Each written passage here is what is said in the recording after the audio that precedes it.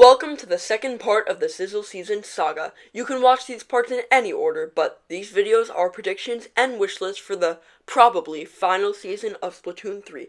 It better be good. In this episode, we will be covering specials. One is a major rework of an already existing special, and the other two are my own special ideas. Please enjoy the video. I'm not asking you. You have to enjoy it. Also, it's literally my birthday, so you have to subscribe. So, get your mom, get your friends, go subscribe. Also, I apologize for not crediting the person who made the thumbnail for the last video, so I apologize profusely. Along with that, thank you for your support on the last video. It means so much to me. So, what special deserves and needs a rework? I've had this idea forever, and it is a change that gives the special new strengths and eliminates a cheese that it had in Splatoon 2. Yes, the special I'm talking about is the Bubble Blower. Okay, so here is my brilliant award-winning idea. Blowing bubbles to be bigger. Yup, that's it, and here's how it will work. Like a curling bomb, you can hold the ZR button for longer, and the longer you hold it, the larger your bubble will blow up, obviously. When you release the ZR button, your bubble will float away.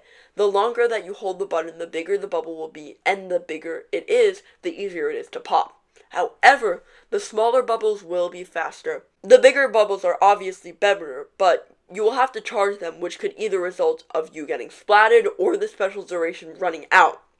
You can fully charge them after 3 seconds, but at 1.5 seconds of charge duration, you unlock a special ability, which is after the bubble immediately touches a wall or a floor, right after it's blown, it will stick to that wall or floor.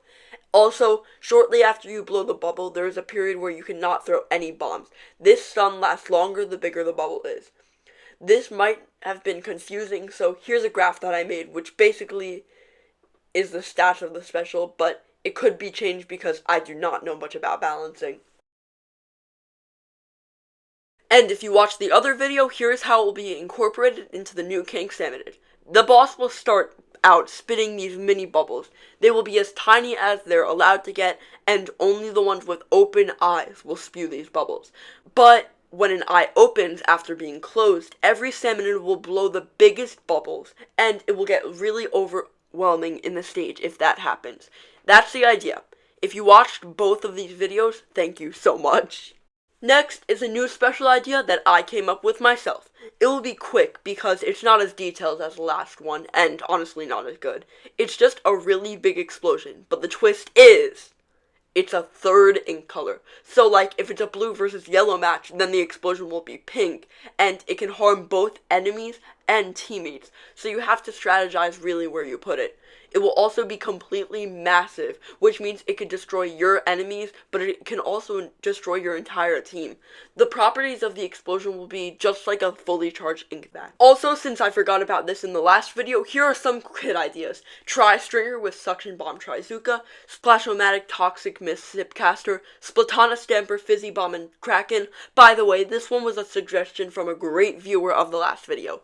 Nautilus Fizzy Bomb Big Bubbler, Reflux with the Torpedo and Tacticooler, 52 Gal with the Splat Bomb Booyah Bomb, Slosher with Burst Bomb Crab Tank, Dooley's Burst Bomb Booyah Bomb, Dapple Dooley's Burst Bomb Crab Tank, and Tetra Dooley's Burst Bomb Booyah Bomb. Before we get to the good original idea, here's your reminder to subscribe. Okay, I'll stop. Does anyone remember that super cool hammer from Fortnite Chapter 4? That was so much fun to use, but a little bit overpowered. Yes, it's going to be a special from Splatoon. You'll have 9 to 15 seconds to use. I don't really know how much works for balance yet. And in that time, you get a large hammer in your hand. You can press ZR and jump at the same time to do a very large jump. Similar to that hammer jump from Fortnite, of course.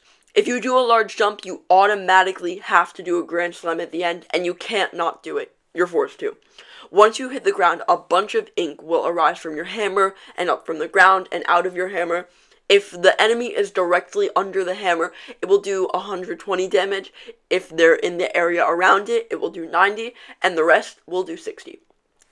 The enemies will be able to see where the ink will be while the person using the special is in the air.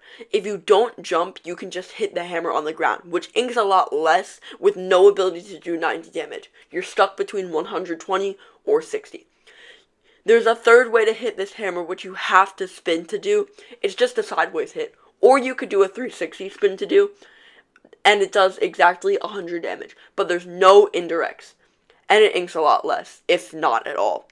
This hammer will be a lot bigger than the Inkling, just like the Ultra Stamp, so your location will pretty much be given away. However, this hammer also blocks shots.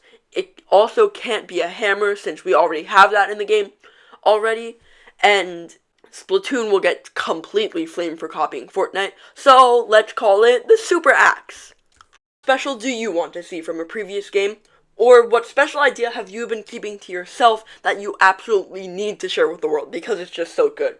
Well, I know a place where you can tell us that. Right in the comments below. Thank you for watching until the end. Please subscribe, have a nice day, and stay fresh. It's my birthday, by the way. Happy birthday.